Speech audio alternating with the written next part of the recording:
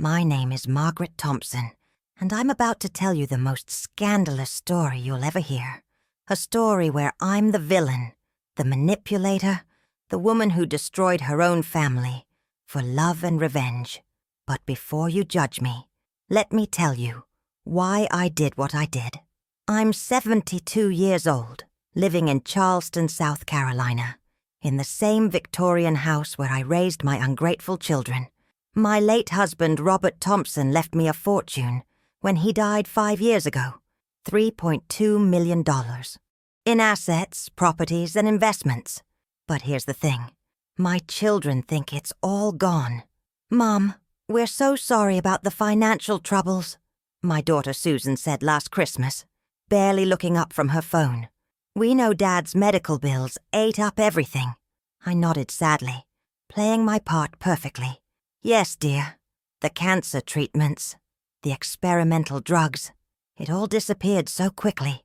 What a performance.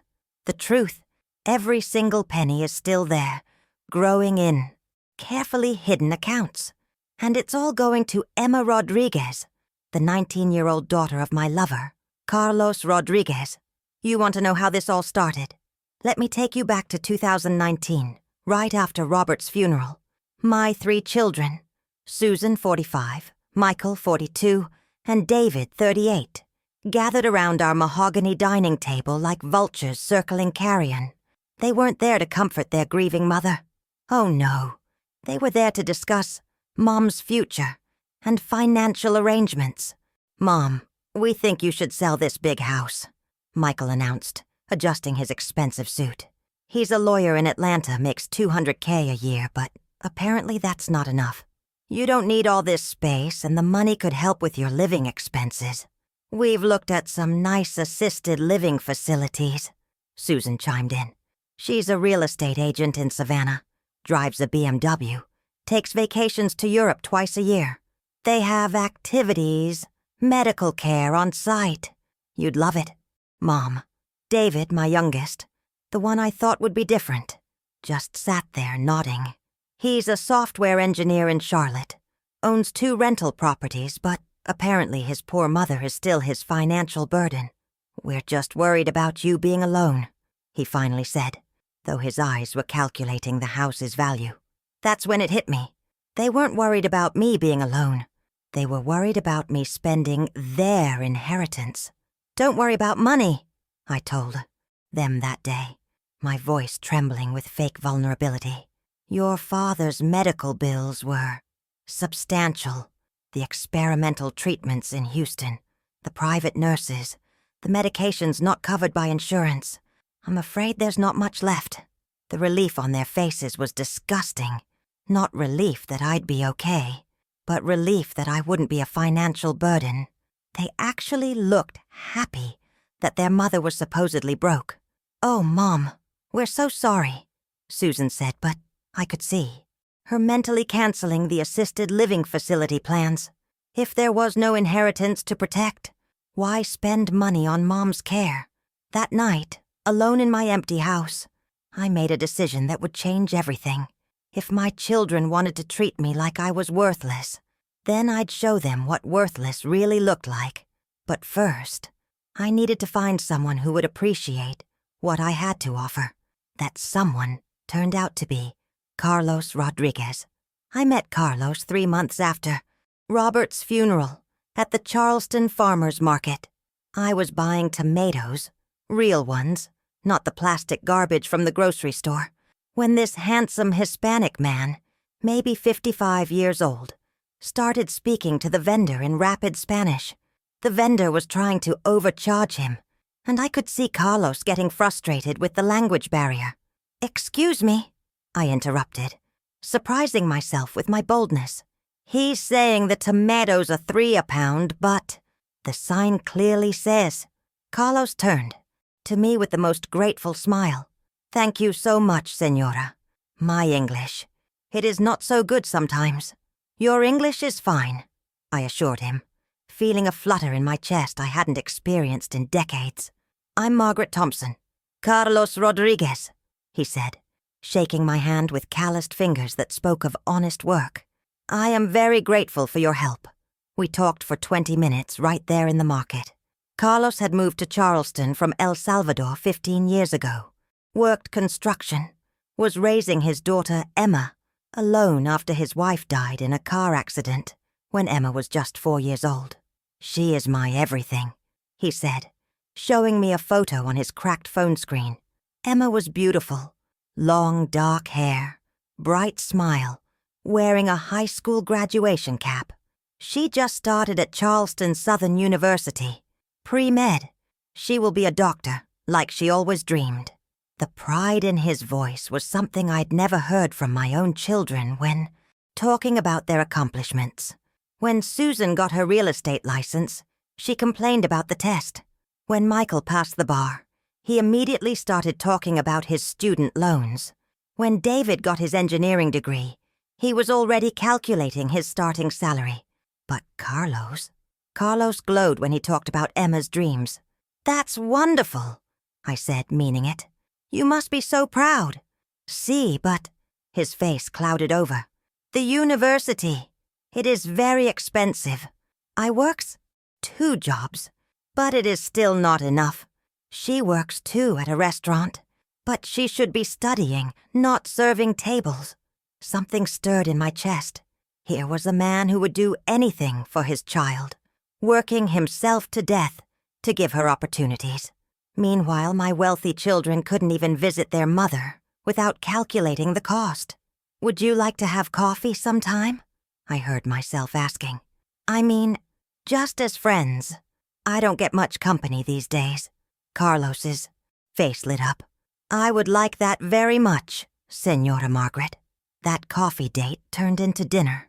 Dinner turned into long walks through White Point Garden. Long walks turned into Carlos helping me with yard work that I didn't really need help with. And slowly, carefully, I began to learn about his struggles. Emma's tuition was $35,000 a year.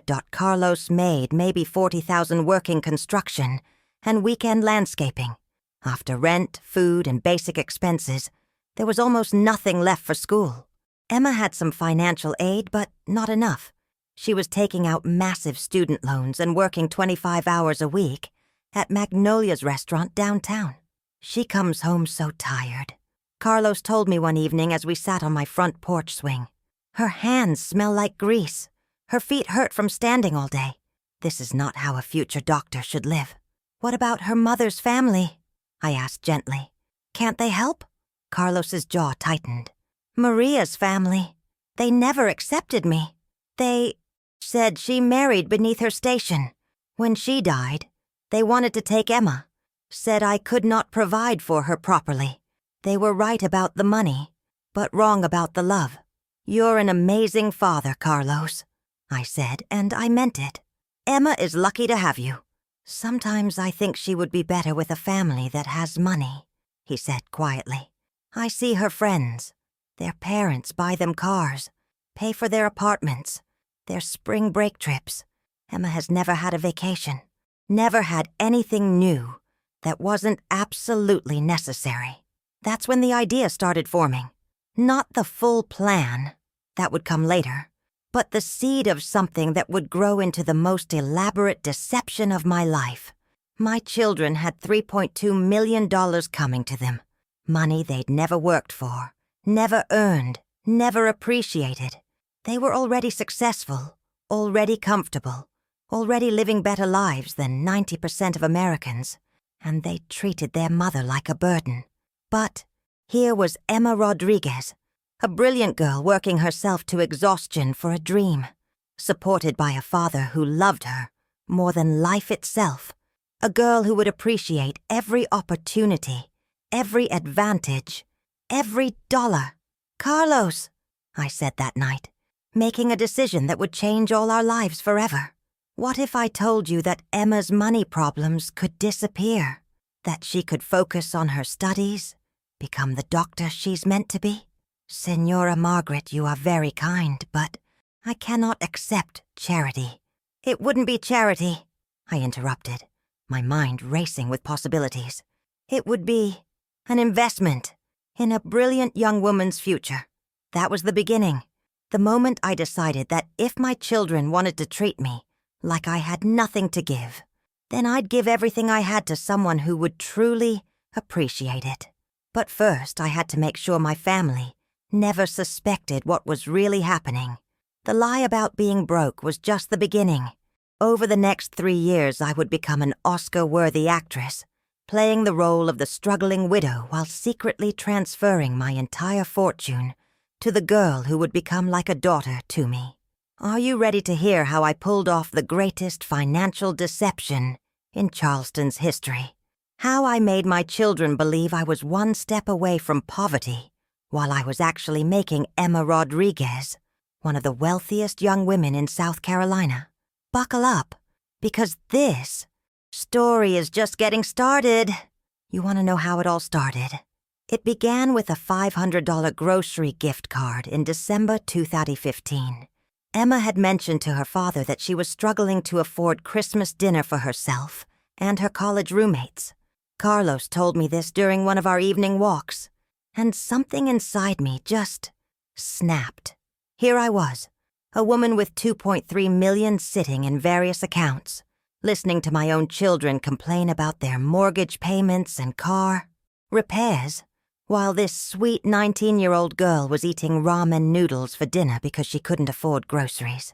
That night, I drove to the Kroger on King Street and bought 5 $100 gift cards. I mailed them to Emma anonymously with a note. From someone who believes in your future. Merry Christmas! Carlos called me the next day, practically in tears. Margaret, you won't believe what happened. Someone sent Emma grocery gift cards. She's been crying happy tears all morning. She says it's the first time in months she can buy real food. I played innocent, of course. Oh my goodness, how wonderful. There are still good people in this world. But inside, I was addicted to that feeling. The feeling of being someone's guardian angel instead of their burden. Meanwhile, my own family was treating me like a walking ATM with an empty vault. That same week, my son Michael called asking for $3,000 to fix his roof. When I told him I didn't have it, he actually laughed. Mom, come on. Dad left you plenty. Stop being so stingy. Stingy? Stingy? This from the son who hadn't visited me in 6 months? Who forgot my birthday? Who only called when he needed money? My daughter Sarah was even worse.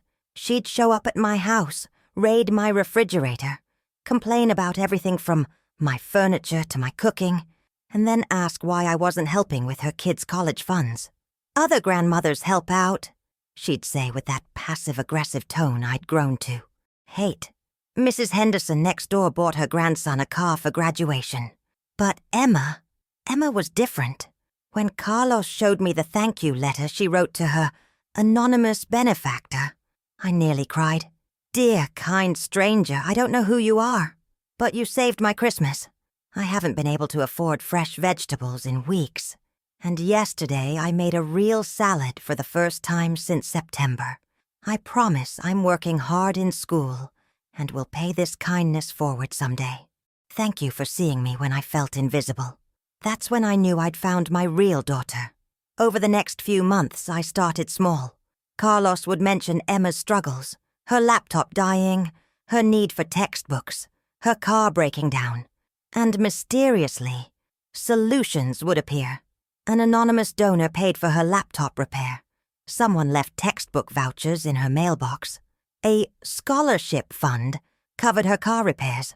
Carlos was amazed by his daughter's incredible luck. It's like she has a guardian angel, he'd tell me during our walks. Every time something goes wrong, help appears out of nowhere. I'd smile and squeeze his hand. She must be living right. Good things happen to good people. If only he knew that guardian angel was sleeping in his bed 3 nights a week. By spring 2016, I was spending about $2,000 a month on Emma's anonymous support. Meanwhile, I was telling my children I was living on Social Security and Robert's modest pension. When Michael asked to borrow money for a vacation to Disney World, I put on my best struggling widow performance. Honey, I'm barely making ends meet. The house needs repairs. My medications are expensive, And I'm trying to save what little I have for emergencies. The lies came so easily now. Michael actually had the audacity to suggest I sell the house and move into a nice little apartment so I could free up some cash to help the family. Free up cash? For him? While Emma was working 2 jobs just to afford her dorm room? That's when I made my first major financial move.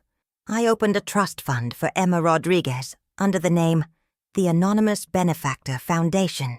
I seeded it with $50,000. Carlos was ecstatic when Emma received the letter from the foundation offering her a full scholarship for her remaining college years. Margaret, can you believe it?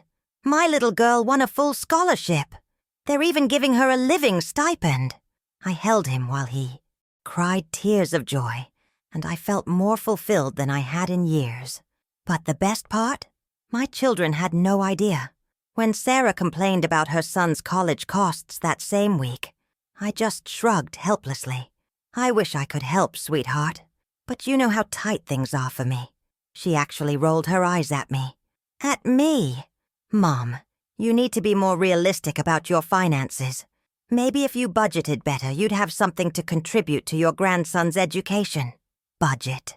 Better? I was contributing $50,000 to someone's education. Just not her son's. By summer 2016, I was living a complete double life. To my family, I was poor Margaret, the struggling widow who couldn't afford to help with anything, who needed their pity and occasional grocery runs. To Carlos and Emma, I was generous Margaret, the woman who always had a listening ear, who celebrated Emma's achievements, who somehow always knew exactly what she needed to hear. And the anonymous benefactor? That was my secret identity. Emma started writing regular letters to her mysterious supporter, and Carlos would read them to me. Each one broke my heart and filled it simultaneously. Dear Guardian Angel, I got into the honors program.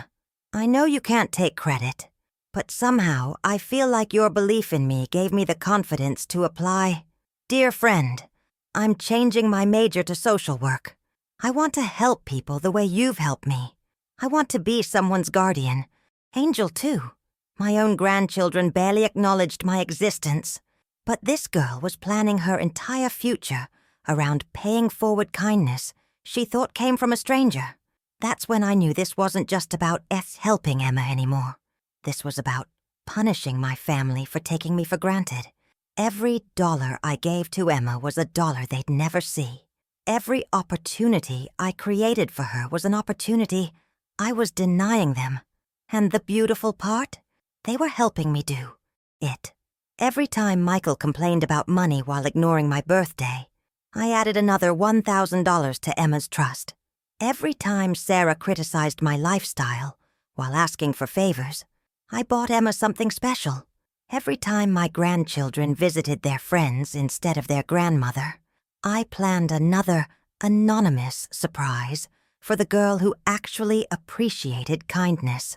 By the end of 2016, I had transferred $127,000 to various accounts designated for Emma Rodriguez.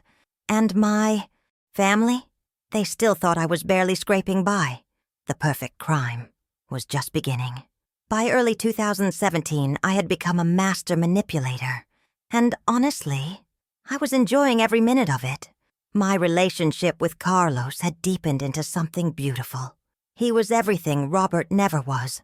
Attentive, grateful, passionate about life. When he looked at me, he saw a woman worth loving, not a checkbook with legs. But Emma? Emma was becoming my masterpiece. I had started attending her college events as Carlos's girlfriend, watching her graduate summa cum laude from her social work program, seeing her accept the Anonymous Benefactor Scholarship for graduate school, hearing her speech about paying forward unexpected kindness. It was better than watching my own children's achievements, because Emma actually wanted me there.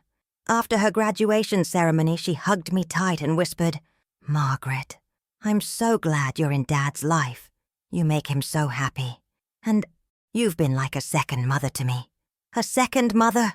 When was the last time my own children made me feel maternal instead of just useful? Meanwhile, my real family was getting more demanding and more dismissive. Michael had started bringing his financial problems to Sunday dinners like they were my responsibility to solve. Mom, Jennifer's car died, and we really need help with the down payment for a new one. It's only $5,000. Only $5,000? He had just spent $8,000 on Emma's graduate. School application fees, GRE prep courses, and a laptop for her research. But to Michael, I played the struggling widow perfectly. Honey, I've told you, I'm living on a fixed income. Maybe you could ask Jennifer's parents? His response still makes my blood boil. Mom, you're being ridiculous. Dad left you plenty of money. Stop hoarding it like some old miser. Miser? This from the son who hadn't bought me a birthday gift in 3 years. That night, I transferred another $10,000 to Emma's graduate school fund. Sarah was even worse. She had started making comments about my lifestyle choices, meaning Carlos. Mom, don't you think you're a little old to be playing house with some man? What would Dad think? What would Robert think? Robert, who spent our last 10 years together more interested in his golf buddies than his wife. Robert, who never once asked about my dreams or fears. Robert would probably be jealous that I found someone who actually sees me. But Sarah's real issue wasn't my relationship. It was money. She'd started hinting that I should be more generous with my grandchildren. Emma's kids are going to need college funds soon, Mom. Other grandmothers start saving early. Other grandmothers, always comparing me to other people, never appreciating what I actually offered. You know what I was saving for? Emma Rodriguez's future. By spring 2017, I had established 3 separate accounts for her. The Anonymous Benefactor Trust, $75,000 for education, the Guardian Angel Fund, $50,000 for emergencies, the Future Leader Scholarship, $100,000 for her doctorate program. Total $225,000 that my family thought didn't exist. And Emma, she was thriving. She had started a campus organization for first-generation college students. She volunteered at homeless shelters. She sent her anonymous benefactor monthly updates about her community service. Dear Guardian Angel, I helped 3 students apply for emergency grants. This month, I keep thinking about how you helped me when I needed it most, and I want to be that person for others. This girl was becoming everything I'd hoped my own children would be. Meanwhile, my grandson Tyler, Michael's oldest, had gotten arrested for drunk driving. Michael's solution? Ask Grandma for bail money. Mom, it's $2,500. Tyler made a mistake, but he's learned his lesson. A mistake? This was Tyler's second DUI, but Emma was volunteering to be a designated driver for her entire dorm floor. I told Michael I didn't have the money. I lied. That same week, I donated $5,000 to Emma's homeless shelter in her name. When Carlos told me how proud he was of her community service, I felt more maternal pride than I'd felt for my own family in years. But the real turning point came in summer 2017. My granddaughter, Ashley, Sarah's daughter, was getting married. Sarah expected me to contribute significantly to the wedding. Mom, we're talking about $15,000. For your contribution, it's your only granddaughter's wedding. $15,000. For a girl who visited me twice a year and spent both visits on her phone. I had a better idea. That same month, Emma mentioned to Carlos that she'd always dreamed of studying abroad but couldn't afford it. There was a social work program in Costa Rica that would let her work with underprivileged children while earning graduate credits. Guess what happened next? The International Opportunities Foundation awarded Emma Rodriguez a full scholarship to study in Costa Rica for 6 months, all expenses paid, plus a living stipend. Cost to me $18,000. When Carlos called to tell me about Emma's incredible luck, I could hear him crying with joy. Margaret, I don't know what I did to deserve such blessings, but my daughter is going to change the world. Your daughter is changing my world, Carlos. Meanwhile, Ashley's wedding was fine. Sarah complained constantly about the small venue. They had to book, because Mom couldn't help more. Small venue? They had 150 guests at a country club. Emma's entire Costa Rica program cost less than Ashley's dress. But here's the thing that really sealed my decision to transfer everything to Emma. Ashley never thanked me for what I did contribute. I gave them $5,000, money I claimed to scrape together from savings. Ashley's response when Sarah told her, only $5,000? Grandma Thompson gave her granddaughter $2. Only $5,000? This, from a girl who'd never worked a day in her life. That night, I called my lawyer and made Emma Rodriguez the primary beneficiary of my will. $2.1 million would go to a girl who wrote thank you letters to anonymous strangers. My children, who thought $5,000 was an insult? They'd get the house and whatever was left in my checking account after I died, which, if I played my cards right, would be about $3,000. But I wasn't done yet.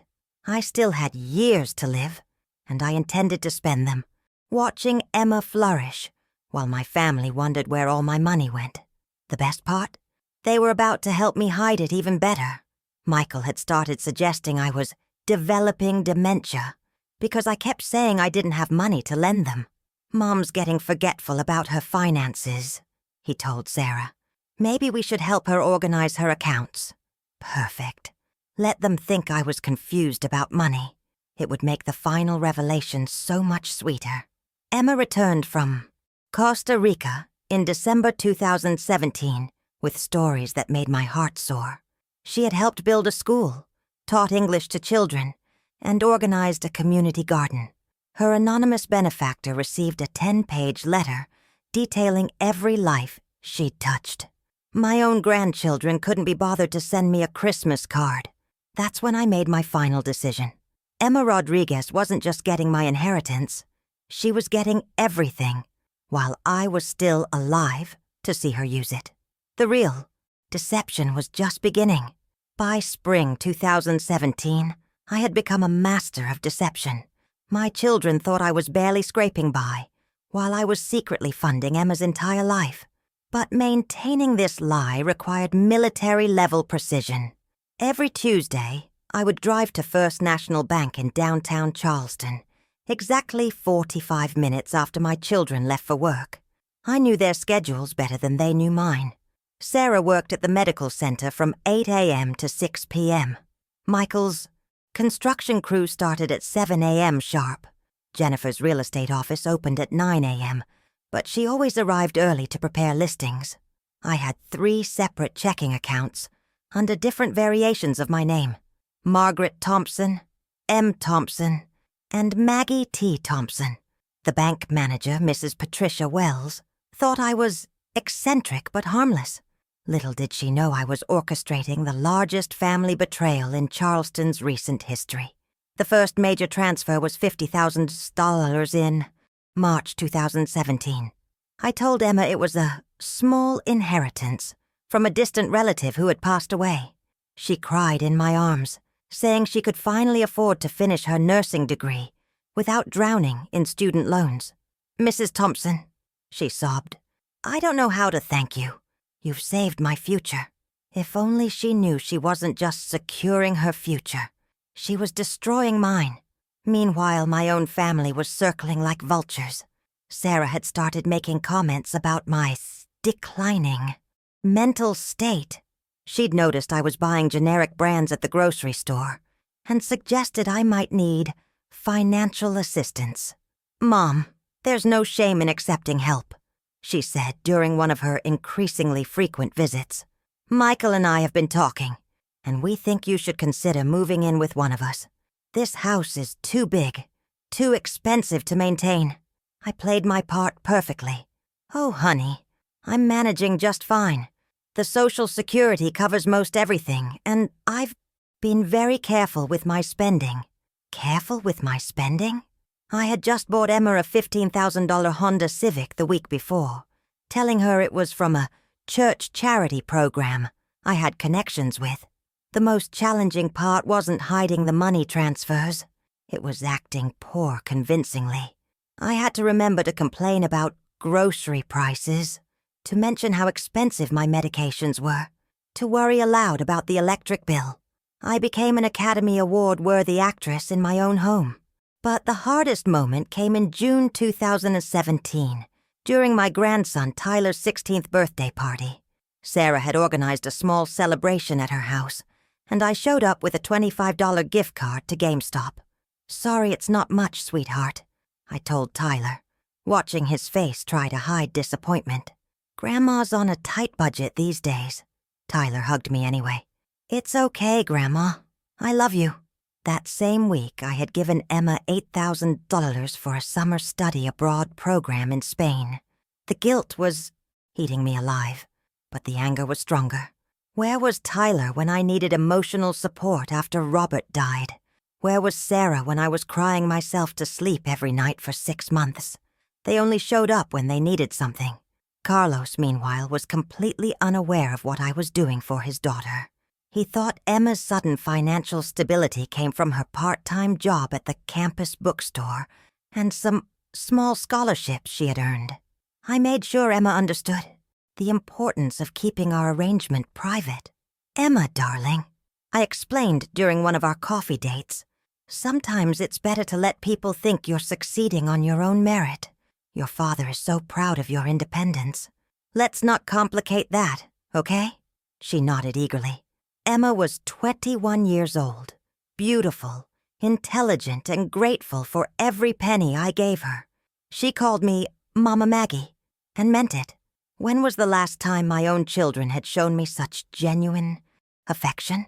By August 2017, I had transferred $127,000 to Emma through various methods: direct deposits, cash gifts, paid tuition, car payments, and even a small apartment deposit for her senior year. My children had no idea that their struggling mother was single-handedly funding a young woman's entire college experience. The irony was delicious. Sarah would call me complaining about her own student loan payments from 15 years ago, while I was ensuring Emma would graduate, debt-free. Michael would mention how expensive his son's baseball equipment was, while I was buying Emma a complete wardrobe for her nursing clinical rotations. But the real test of my deception came in September 2017, when Hurricane Irma hit Charleston. My children immediately assumed I would need financial help with repairs and cleanup. They showed up at my house with $200 in cash, pooled together from all 3 of them, looking like heroes coming to rescue their poor mother. "Mom, we know insurance doesn't cover everything," Jennifer said, pressing the money into my hands. "This should help with any immediate needs." I accepted their money with tears in my eyes. Real tears. Not from gratitude, but from the devastating realization that my children thought $200 was significant help, while I had just spent $0 replacing Emma's laptop that had been damaged in her apartment flood. That night, I sat in my kitchen staring at their crumpled $20 bills and made a decision that would change everything. I wasn't just going to give Emma my inheritance anymore. I was going to give her everything. And I was going to do it while my children watched. The real psychological warfare was about to begin. October 2017 marked the beginning of my most sadistic phase. I had spent months playing the poor, struggling widow, but now I wanted to watch my children squirm. I wanted them to feel the same helplessness I had felt when they abandoned me in my grief. My strategy was diabolically simple. Make them think I was getting worse financially, while secretly making Emma's life better than theirs. I started with small, calculated moves. During family dinners, I would mention how I was considering selling some of Robert's tools to make ends meet. Sarah immediately offered to help me organize an estate sale, her eyes lighting up at the prospect of getting her hands on valuable items. "Oh, that's so sweet of you, honey," I replied. "But I think I'll just take them to the pawn shop. It's easier." The horror on their faces was priceless. Robert's workshop contained thousands of dollars worth of professional woodworking equipment. The idea of me pawning these treasures for grocery money was their worst nightmare, not because they cared about my well-being, but because they wanted those tools for themselves. Meanwhile, that same week, I bought Emma a $2,500 MacBook Pro for her nursing program. She sent me a photo of herself crying with happiness, calling me her guardian angel. Guardian angel. When was the last time my children had called me anything other than Mom, in that tired, obligated tone? The psychological torture intensified in November.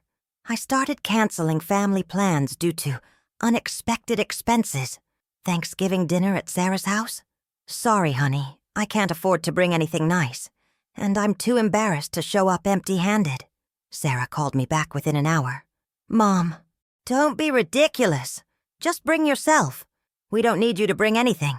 But I could hear it in her voice, the frustration.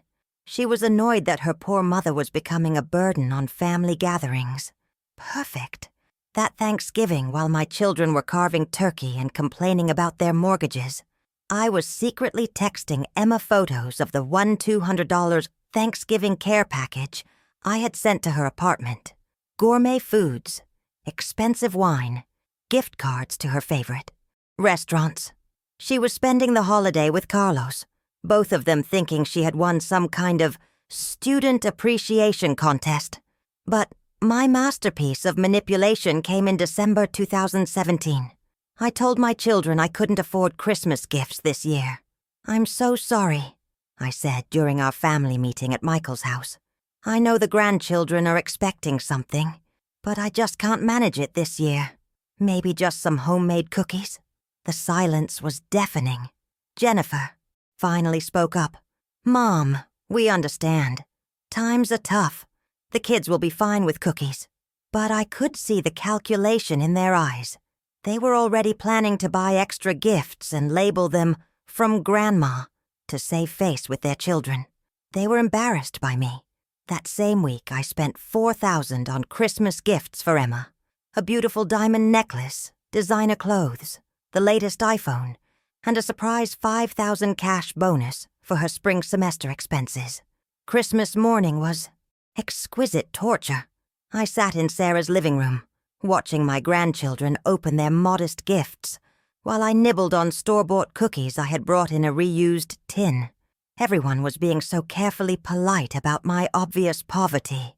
"These cookies are delicious, Grandma," little Amy said, though I could see her eyeing her cousin's expensive toys with envy. Meanwhile, Emma was texting me photos of her Christmas morning with Carlos. She was wearing the diamond necklace, surrounded by beautiful gifts, looking like a princess. "Thank you for making this the best Christmas of my life, Mama Maggie." Her message read, Mama Maggie. She called me Mama Maggie while my own grandchildren were learning to pity their poor grandmother. The psychological warfare reached its peak in January 2018. I started making comments about maybe needing to sell the house. This sent my children into complete panic mode. "Mom, you can't sell the house," Michael protested during an emergency family meeting. "That's our childhood home. Where would you go?" "Maybe one of those senior living communities," I said sadly. "I've been looking at some brochures. There's a nice place called Sunset Manor that's not too expensive." I had actually visited Sunset Manor, not for myself, but to make my performance more convincing. It was a depressing place with linoleum floors and the smell of disinfectant. Perfect for my narrative. Sarah started crying. "Mom, we can't let you end up in a place like that. Maybe you could move in with one of us." The reluctance in her voice was obvious. None of them actually wanted me living with them, but the guilt was eating them alive. "Oh, I couldn't impose," I replied. "You all have your own lives, your own families. I'll figure something out." That night, all three of my children called each other. I know because Jennifer accidentally called me instead of Sarah, and I heard her say, "We have to do something about Mom's situation before it gets worse." Before it gets worse. They were treating me like a problem to be solved, not a mother to be loved. While they were having their crisis meetings about their poor mother, I was finalizing the purchase of a $85,000 condo for Emma near her nursing school. She thought it was a special student housing program I had helped her apply for. The beauty of my plan was that every lie served two purposes. It made my children feel guilty while making Emma feel grateful. I was simultaneously destroying one relationship and building another. But the most delicious irony was yet to come. In February 2018, my children decided to stage an intervention about my finances. They showed up at my house with a financial advisor named Mr. Peterson, ready to help their poor mother manage her meager resources more effectively. "Mom," Sarah said gently, "we're worried about you. We think you might benefit from some professional guidance with your budget." I sat there looking appropriately grateful and embarrassed, while Mr. Peterson explained basic budgeting concepts to a woman who had $1.8 million in assets and was actively managing multiple investment accounts. "Mrs. Thompson," he said kindly, "with some careful planning, we can make your Social Security stretch much further." If only he knew that I had just spent more on Emma's spring break trip to Europe than most people make in 6 months. The meeting lasted 2 hours. My children left feeling like heroes who had saved their helpless mother from financial ruin. That evening I called Emma to check on her European adventure. "Mama Maggie," she squealed from Paris. "This trip is incredible. I can't believe how lucky I am. I'm sending you photos of everything." Lucky? She thought she was lucky, while my children thought they were saints. The perfect crime was in motion, and nobody suspected a thing. But Emma was about to learn the truth, and everything was about to change. March 2018 was when I made the decision that would seal everyone's fate. Emma was about to turn 22, and I realized I couldn't keep up the charade of small gifts and lucky coincidences much longer. She was too intelligent, and the amounts were getting too large to explain away. It was time to tell Emma the truth. Not the whole truth, that would be too dangerous, but enough truth to begin the real transfer of my wealth. I invited her to lunch at Magnolia's, restaurant on East Bay Street, one of Charleston's most expensive establishments. Emma had never been there before. It was far beyond her budget, even with my secret support. "Mama Maggie, this place is so fancy," she whispered as we were seated at a table overlooking the harbor. "Are you sure we can afford this?" Afford this? The irony was devastating. I was worth more than most of the other diners in that restaurant, but this beautiful young woman was worried about me spending $50 on lunch. "Emma, darling," I began, my heart pounding, "there's something I need to tell you. Something I've been keeping from everyone, including your father." Her dark eyes widened with concern. "What is it? Are you sick? Is something wrong?" "No, sweetheart, I'm not sick. But I haven't been entirely honest with you about my financial situation." I watched her face carefully as I continued. "You see, when my husband Robert died, he left me much more comfortable than I've let anyone believe. I've been pretending to struggle financially." Emma's fork stopped halfway to her mouth. "What do you mean?" "I mean that all those gifts, all that help I've given you, it wasn't from church programs or scholarships or lucky coincidences. It was from me, from my inheritance." The silence stretched between us like a chasm. Emma set down her fork, her hands trembling slightly. "How much more comfortable?" she asked quietly. I took a deep breath. "Several million dollars, Emma!" She gasped, actually gasped, and looked around the restaurant as if someone might overhear us discussing such an astronomical sum. But why?" she stammered. "Why pretend to be poor? Why lie to everyone?" This was the moment I had rehearsed 1,000 times. The moment where I would either gain her complete loyalty or lose her forever. Because, my dear, I learned something terrible about my own children after Robert died. I learned that they only cared about my money, not about me. They abandoned me when I needed them most, but suddenly became very interested in my well-being when they thought there might be an inheritance involved. Emma's eyes filled with tears. That's awful, Mama Maggie. You, on the other hand, I continued, reaching across the table to take her hand. You cared about me when you thought I had nothing. You called me, visited me, treated me like family when I was just a lonely old woman in the grocery store. You loved me. For me. The tears were flowing freely now. I do love you, she whispered. You've been more of a mother to me than anyone since my mom died. Perfect. This was going exactly as I had planned. Emma, I want you to know that I've been thinking about my future, about what happens to my money when I'm gone. My children have shown me their true colors. But you've shown me what real love looks like. She was crying so hard now that other diners were starting to notice. What are you saying? I'm saying that I want to start making you the primary beneficiary of my estate. Not all at once. That would raise too many questions. But gradually, over time, I want to ensure that you're taken care of for the rest of your life. Emma pulled her hand away. Mama Maggie, I can't accept that. That money should go to your children, your grandchildren. I'm not even related to you. This was the reaction I had hoped for. It proved her character was genuine. But I was prepared for this objection. Emma, listen to me carefully. Family isn't about blood. It's about who shows up when you need them. It's about who loves you unconditionally. My biological children failed that test spectacularly. You passed it without even trying. I leaned forward, lowering my voice. Besides, they think there's no money left anyway. Robert had some debts, some bad investments. As far as they know, I'm barely surviving on Social Security. They won't miss what they don't know exists. Emma was quiet for a long time, processing everything I had told her. Finally, she looked up at me with those beautiful, trusting eyes. What do you need me to do? Victory. For now, nothing changes. We keep this between us. Completely between us.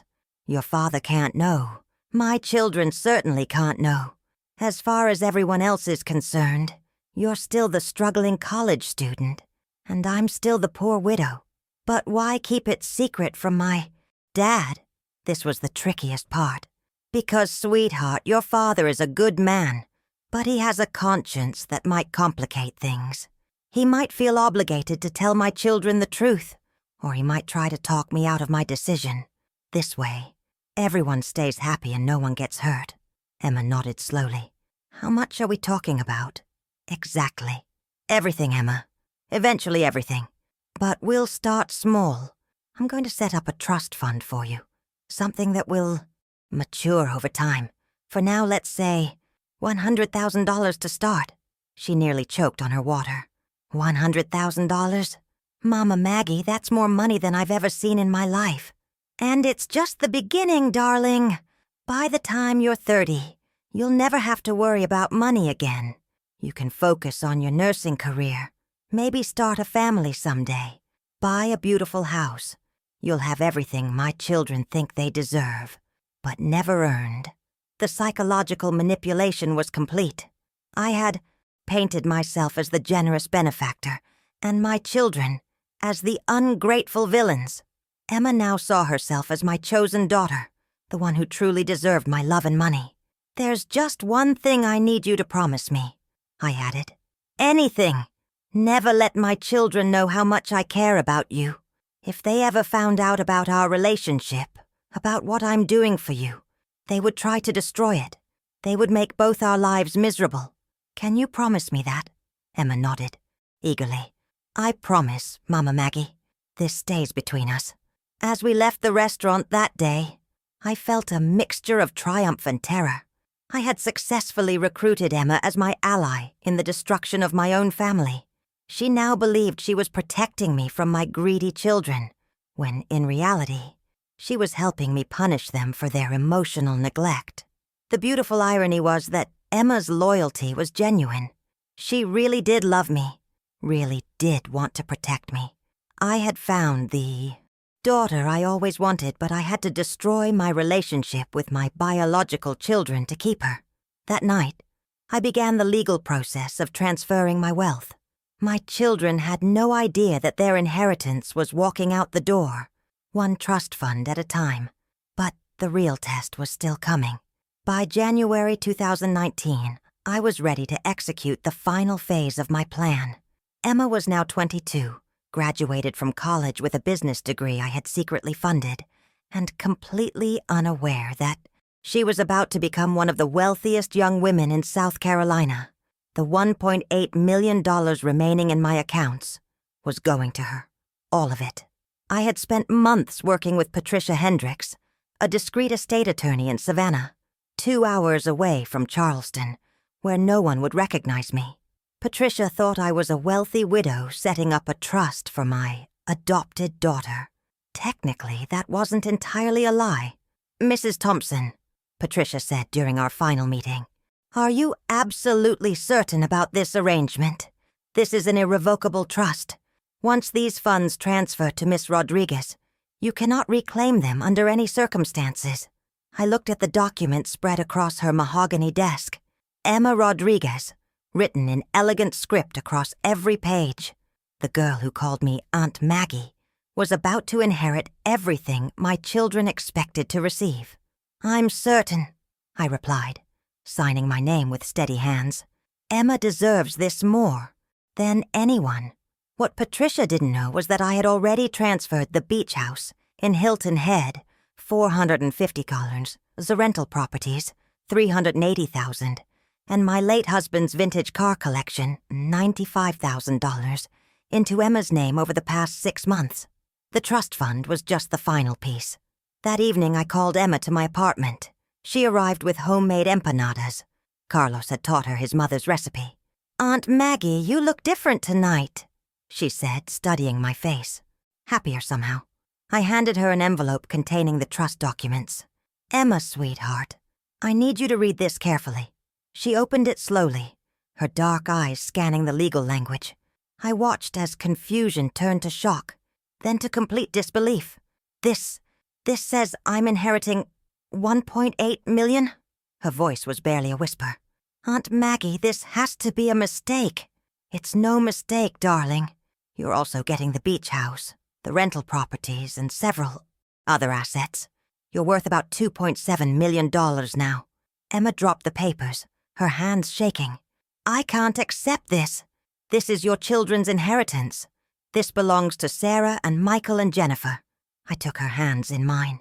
"Emma, listen to me carefully. My children abandoned me when I needed them most. They visit me twice a year, complain about their problems, and leave. You've been here every week for 4 years. You've held my hand through doctor appointments, celebrated my birthdays, and treated me like family. But Aunt Maggie—" "No buts," I interrupted. "You know what Sarah said to me last Christmas? She said I was becoming a burden. A burden, Emma. After everything I did for that girl." Emma was crying now. "What am I supposed to do with all this money?" "Whatever makes you happy," I said. "Travel the world. Start a business. Buy a house. Have the life my children never wanted me to enjoy." The next morning I began the most difficult part of my plan, telling my children the truth. I invited them all to dinner at Magnolia's restaurant, the same place where we used to celebrate family milestones. Sarah arrived first, checking her phone constantly. Michael came straight from work, still wearing his construction clothes. Jennifer was 30 minutes late as usual. "Mom, what's this about?" Sarah asked impatiently. "I have a conference call at 8. I waited until they had ordered, then placed copies of the trust documents on the table. "I need to tell you something about your inheritance," I began. Michael picked up the papers first. His face went white as he read. "Mom, what is this?" "It's exactly what it looks like," I said calmly. "Everything your father and I worked for now belongs to Emma Rodriguez." The silence was deafening. Jennifer grabbed the documents from Michael, her eyes scanning frantically. "This is a joke, right?" Jennifer's voice was shrill. "You're pranking us." "I'm completely serious. The house, the investments, the beach property, it's all Emma's now. Sarah stood up so quickly her chair fell backward. You gave our inheritance to some stranger? Some Mexican girl you barely know? Don't you dare speak about Emma that way, I snapped. And she's not a stranger. She's been more of a daughter to me than any of you. Michael was staring at the papers in disbelief. Mom, this is $2.7 million. This was supposed to secure our children's futures. Our retirements. Your children? I laughed bitterly. When was the last time you brought my grandchildren to see me, Michael? When was the last time any of you called just to check on me? That's not the point, Sarah was screaming now, causing other diners to stare. We're your blood family. Blood doesn't mean anything when it's cold, I replied. Emma has shown me more love and respect in 4 years than you 3 have in the last decade. Jennifer was crying, mascara running down her cheeks. Mom, please tell me this is reversible. Please tell me you can change your mind. It's irrevocable, I said. The papers are signed, filed and legally binding. That's when Michael lost control. He swept his arm across the table, sending glasses and plates crashing to the floor. You've lost your mind. That girl manipulated you. She saw a lonely old woman and took advantage.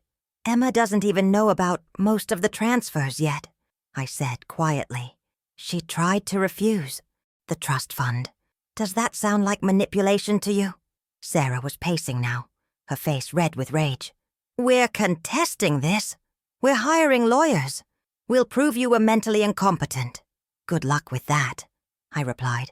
I have medical records showing perfect mental health. I have witnesses to my sound decision-making.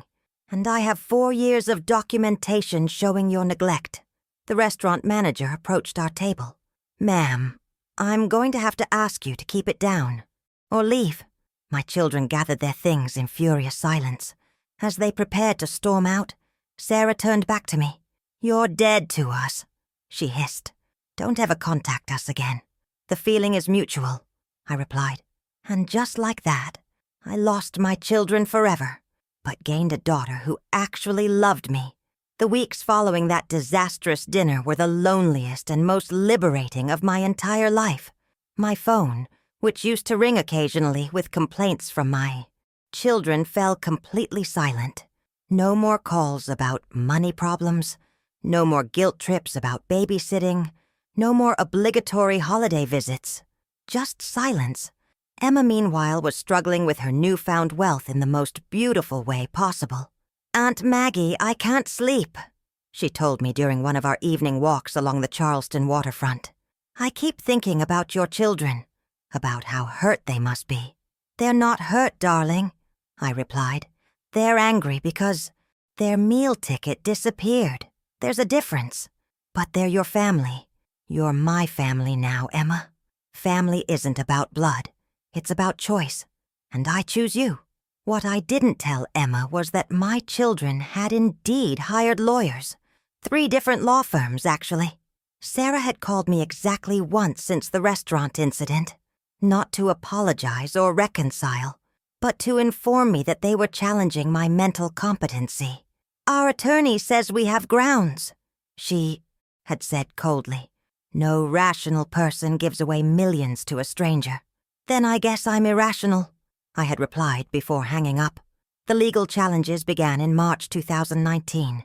I received official papers requesting medical evaluations, psychological assessments, and depositions. My children were claiming I had been manipulated, coerced, and possibly suffering from dementia. I hired the best estate attorney in Charleston, Robert Ashford, who had handled wealthy families' disputes for 30 years. Mrs. Thompson, Robert said during our first meeting, I have to ask, do you have any regrets about these transfers? None whatsoever, I replied. My only regret is that I didn't do it sooner. The medical evaluations were almost insulting. Dr. Patricia Reeves, a court-appointed psychiatrist, spent 3 hours asking me questions like, what year is it? And who is the current president? As if giving my money to someone who actually cared about me was a sign of mental illness. Mrs. Thompson, Dr. Reeves said at the end of our session, your cognitive function is completely normal. Actually, it's above average for someone your age. I see no signs of dementia, depression, or any condition that would impair your judgment. Meanwhile, Emma was using her inheritance in ways that would have made my late husband proud. She bought a modest 3-bedroom house in a nice neighborhood. Not a mansion, just a comfortable home. She paid off her student loans. She started a small business importing handmade crafts from her father's family in Colombia, providing income for artisans there. Most importantly, she set up a scholarship fund at Charleston College for first-generation immigrant students. She named it the Margaret Thompson Educational Foundation. When she told me about the scholarship fund, I cried for 20 minutes. "You didn't have to do that, sweetheart," I said. "Yes, I did," she replied. "You changed my life. Now I want to change other people's lives the same way." This was why I had chosen Emma. Not because she was young or beautiful or charming, but because she had a generous heart. My children would have spent the inheritance on bigger houses, fancier cars, and expensive vacations. Emma was using it to make the world better. The legal battle intensified in May 2019. My children's lawyers subpoenaed my medical records, bank statements, and even tried to interview Emma. They were looking for any evidence that she had manipulated or coerced me. What they found instead was 4 years of documentation showing their own neglect.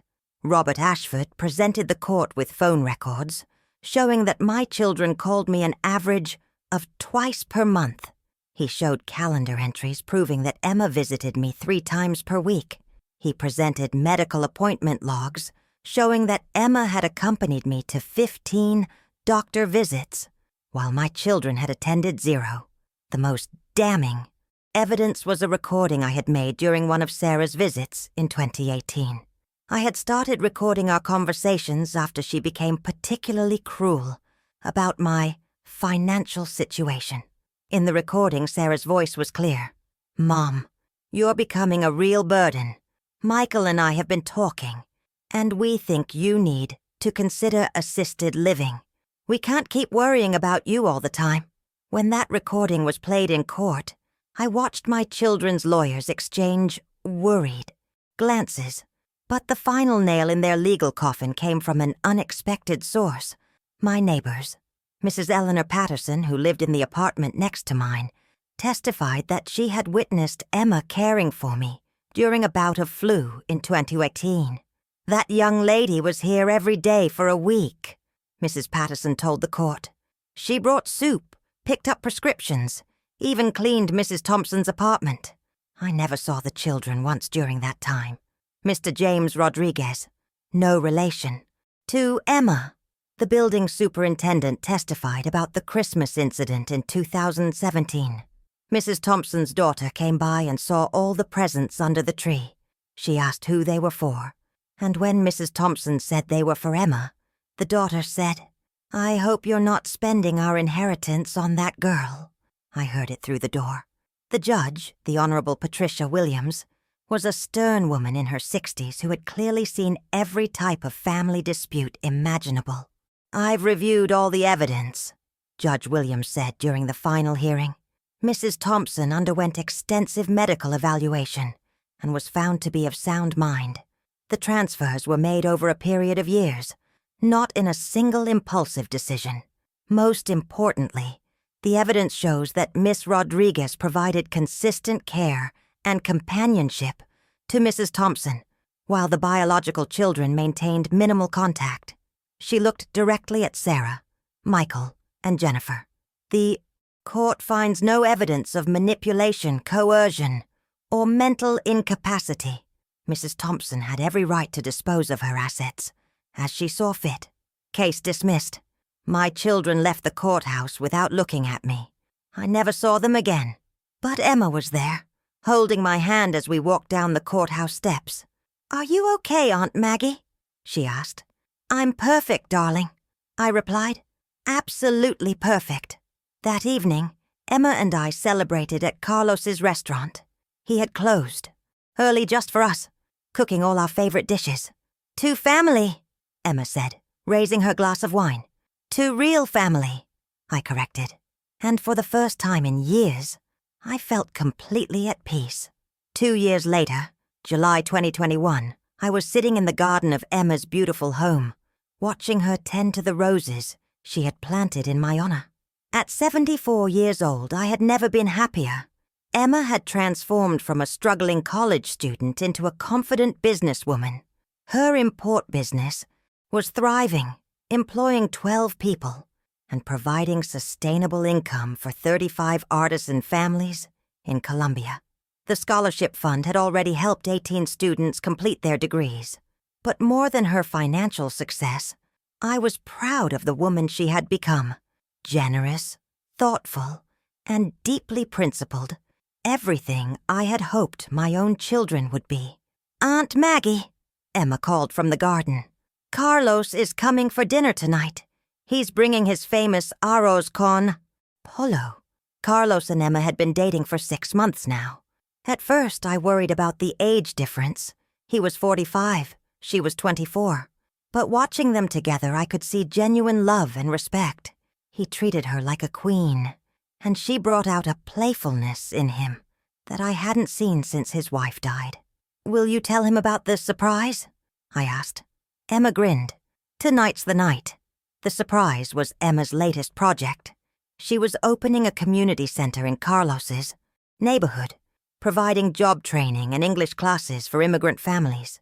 She had already purchased the building and hired staff. Carlos had no idea that his girlfriend was about to transform his entire community. As I watched Emma work in her garden, I thought about my biological children. I had heard through mutual friends that Sarah had gotten divorced. Apparently, her husband couldn't handle her bitterness about the inheritance. Michael had declared bankruptcy after a series of bad business decisions. Jennifer had moved to California and rarely spoke to her siblings. They had each other, but they were all miserable. Meanwhile, Emma had created a chosen family that included me, Carlos, her business partners, the scholarship recipients, and dozens of artisan families in Colombia. She had built a life of purpose and connection, exactly what money should enable, but rarely does.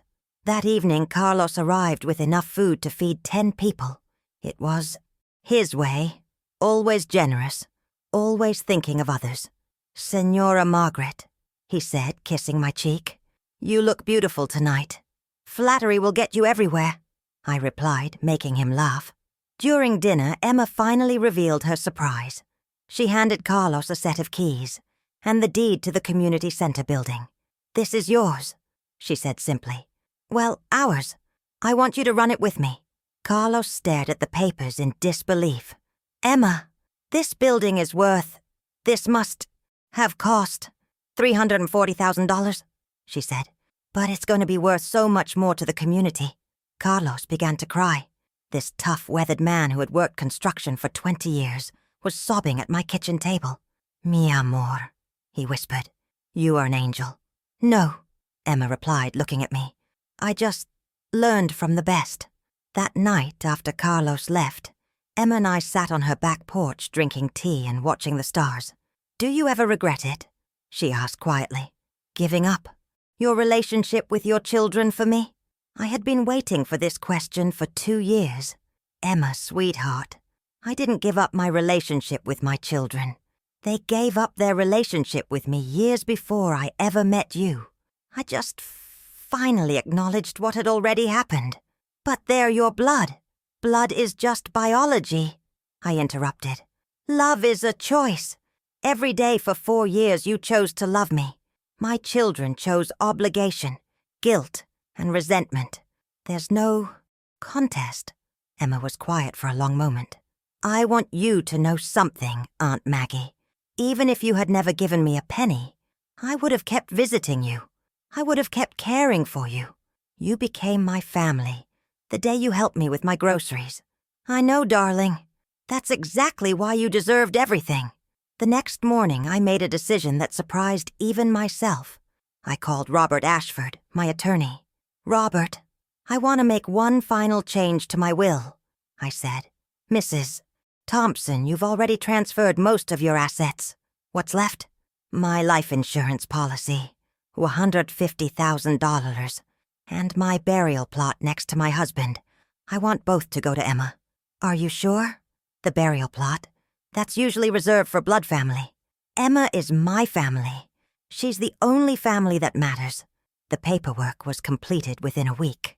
Emma would inherit my final assets, and when the time came, she would be buried next to my husband and me in the Thompson family plot. It felt right. She had been more of a Thompson than my biological children ever were. That Christmas, Emma hosted a dinner party at her house. The guests included Carlos, several scholarship recipients, some of her business partners, and me. We were a multicultural, multi-generational chosen family, exactly the kind of family I had always dreamed of having. During dinner, Maria Santos, one of the scholarship recipients, stood up to make a toast. I want to thank Senora Margaret and Emma for changing my life, Maria said in accented but perfect English. Because of the scholarship, I will graduate next year as a registered nurse. But more than that, you showed me that family is about love, not blood. Everyone raised their glasses. To Senora Margaret. As I looked around the table at these beautiful faces, young and old from different countries and backgrounds, united by love and gratitude, I felt overwhelmed with joy. This was what I had bought with my inheritance. Not just Emma's financial security, but an entire community of people who cared for each other. My biological children had wanted my money to make their individual lives easier. Emma had used it to make everyone's life better. After dinner, Emma pulled me aside. "Aunt Maggie, I have something to tell you," she said, her eyes sparkling with excitement. "What is it, sweetheart?" "Carlos proposed last night." I screamed with joy. Actually, screamed, causing everyone to come, running. "She said yes," I announced to the room.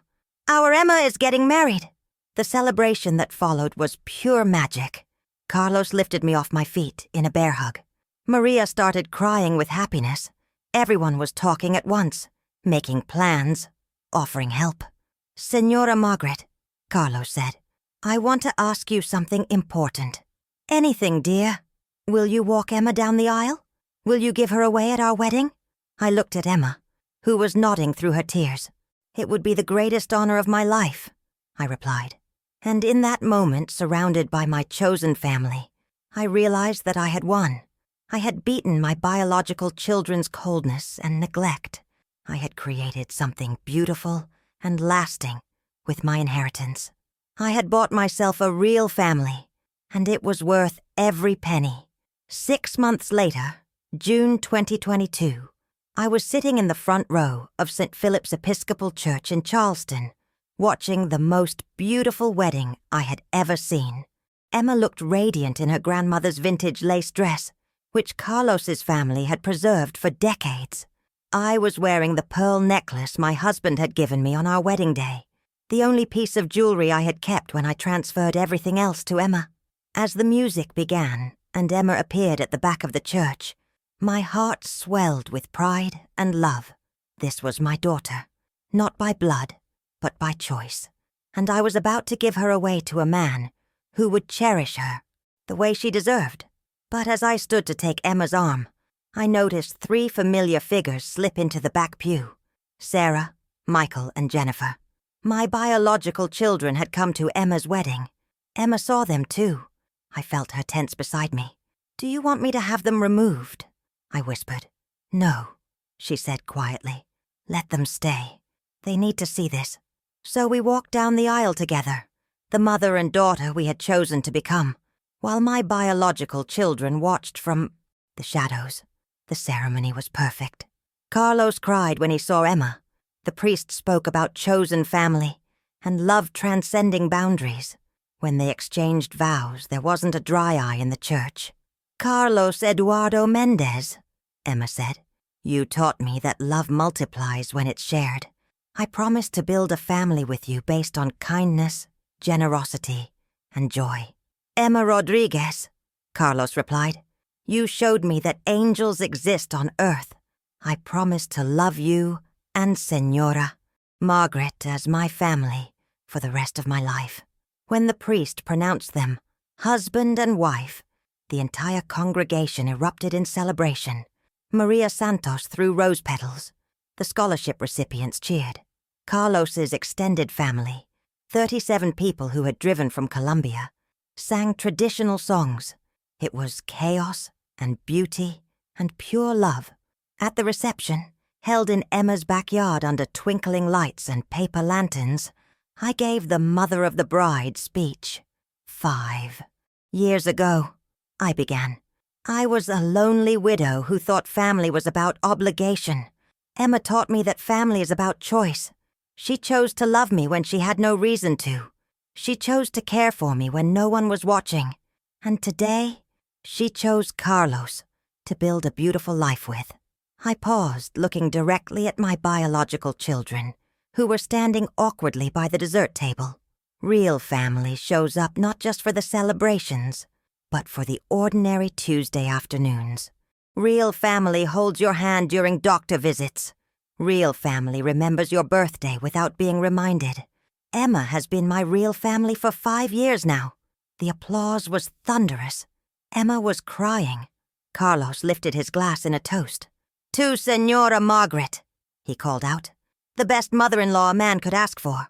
To chosen family," the crowd responded. After the formal toasts, I noticed Sarah approaching me. She looked older, more tired than I remembered. "Mom," she said, quietly, "can we talk?" I followed her to a quiet corner of the garden, away from the celebration. "That was a beautiful speech," Sarah said. "Thank you. We," she struggled for words. "We came tonight because we wanted to see what was so special about her. About Emma. And what did you conclude?" Sarah was quiet for a long moment, watching Emma dance with Carlos while elderly Colombian relatives clapped and sang. "She really loves you," Sarah said finally. "I can see it in how she looks at you, how she includes you in everything. Yes, she does. Mom, I need to ask you something, and I need you to be honest. Go ahead. If we had been better children, if we had visited more, called more, cared more, would you have made different choices with your inheritance?" I looked at my eldest daughter, the little girl I had once rocked to sleep, taught to ride a bicycle, helped with homework, and felt a deep sadness for what we had lost. Sarah, the inheritance was never really about the money. It was about recognition. Emma recognized my value as a person, not just as a source of financial security. She saw me as someone worth spending time with, not just someone to visit out of duty. "We did love you, Mom. We got busy with our own lives. I know you loved me, sweetheart. But love without action is just sentiment. Emma didn't just love me. She showed up for me." Sarah began to cry. "We lost you, didn't we? We lost our mother because we were too selfish to see what we had. You didn't lose me, Sarah. You chose to prioritize other things. There's a difference. Is it too late? Could we try to rebuild something?" I looked across the garden at Emma, who was now dancing with Carlos's 85-year-old grandmother, both of them laughing as the old woman taught her traditional Colombian steps. "Sarah, I'm 75 years old. I don't have time for rebuilding. I have time for enjoying what I've built, with people who truly want to be in my life. So that's it. We're just nothing to you now. You're my children, and I'll always love you. But you're not my family anymore. Emma is my family. Carlos is my family. These people celebrating tonight, they're my family." Sarah wiped her eyes. "She's lucky, you know. Emma, she got the mother we should have appreciated. No, Sarah, I'm the lucky one. I got the daughter I always deserved." Sarah nodded and walked away. I watched her collect Michael and Jennifer, and the 3 of them left quietly, without saying goodbye to Emma or Carlos. I felt nothing. No sadness, no regret, no anger, just peace. Emma appeared beside me, still glowing from dancing. "Are you okay, Aunt Maggie? I saw you talking to Sarah." "I'm perfect, darling. Absolutely perfect." "What did she want?" "To understand what she lost. And now she does." Emma took my hand. I'm sorry they hurt you for so many years. Don't be sorry, sweetheart. Their neglect led me to you. If they had been better children, I might never have discovered what real family feels like. As the evening wound down and guests began to leave, I found myself sitting with Carlos's grandmother, Abuela Rosa, who spoke no English but communicated perfectly, through smiles and gestures. Through Carlos translating, she told me, "She says you raised a beautiful daughter. She says Emma has your heart. Tell her," I replied, "that Emma is my heart." The last dance of the evening was a three-way dance, Emma, Carlos, and me, swaying to La Vida es una fiesta, while paper lanterns glowed overhead and the Charleston stars twinkled above us.